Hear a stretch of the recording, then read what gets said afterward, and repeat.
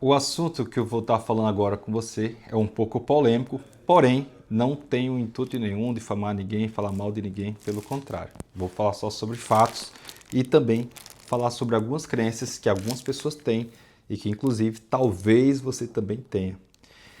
O assunto é o seguinte: contratar escritório de arquitetura. Contratar um escritório desconhecido, um profissional desconhecido ou um escritório muito famoso? Bom, é uma pergunta muito difícil de responder e, pelo óbvio, todo mundo escolheria, lógico, o escritório famoso, né? O escritório que já está consolidado no mercado, com aceitação muito maior devido ao seu sucesso ou à sua credibilidade no mercado, de acordo com o seu sucesso ou a sua fama, né? Digamos assim. O que eu vou falar agora é o seguinte: eu participei de uma reforma, eu estive em uma reforma que custou aproximadamente 50 milhões de reais. É isso mesmo, uma reforma de 50 milhões de reais. Nessa reforma que eu estive lá, pude perceber diversas falhas, diversos problemas. Inclusive, lá tinha 5 engenheiros gerenciando, administrando essa reforma, né? E essa reforma é de um casal muito famoso aqui no Brasil e a arquiteta em questão também muito famosa. E não vou citar nomes para não gerar um desconforto, mas enfim.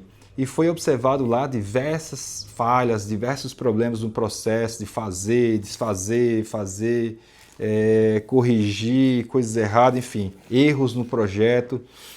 E a empresa que estava à frente dessa reforma, estava administrando essa reforma, ela estava com muita dificuldade na comunicação com eles, pois enviava uma pergunta para o escritório e essa resposta era recebida com 2, 3, 4, até 5 dias depois, e às vezes até uma informação simples, ou seja, isso dificulta muito o processo, às vezes trava uma etapa, às vezes pode até bloquear, parar simplesmente aquela atividade está sendo executada, então isso é ruim, né?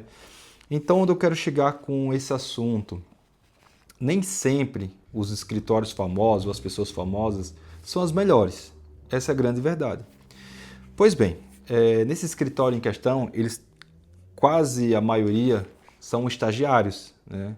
Então nós sabemos muito bem que estagiários estão aprendendo, né? Então ali estão tendo a oportunidade de desenvolver, de aprender com outros profissionais e também ser supervisionado, né?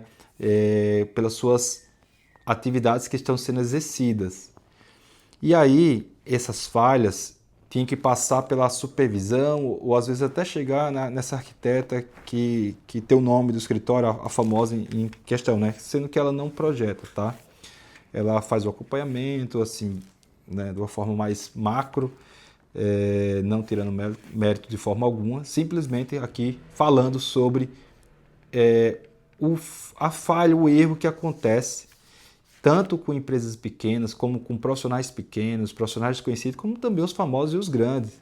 Obra é obra, todo mundo sabe que existe os erros, as falhas, enfim, as dores de cabeça. A grande questão é como que reage diante desses problemas, qual é o tempo de resposta, qual é o tempo de solução, qual o tempo de entregar a melhor solução para aquele problema. Pois problema sempre vai existir, afinal, lidamos com obra e obra é isso, é problema.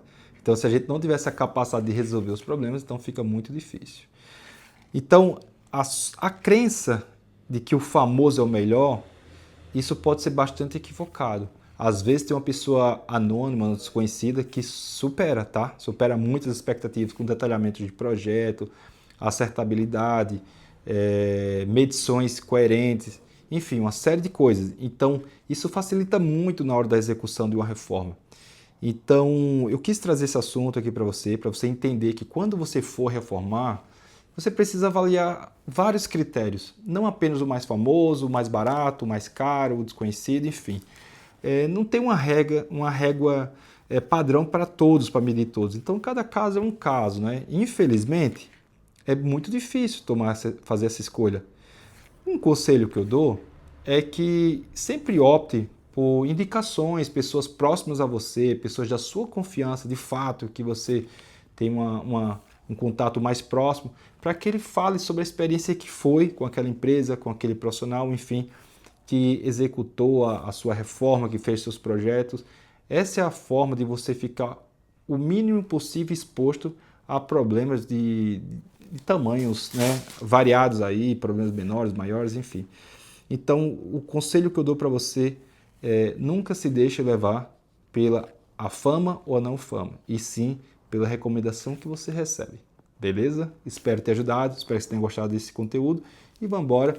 E curta, compartilhe com aquela pessoa que vai gostar também de assistir esse vídeo e que também pode mudar a sua forma de pensar. Beleza? Um grande abraço!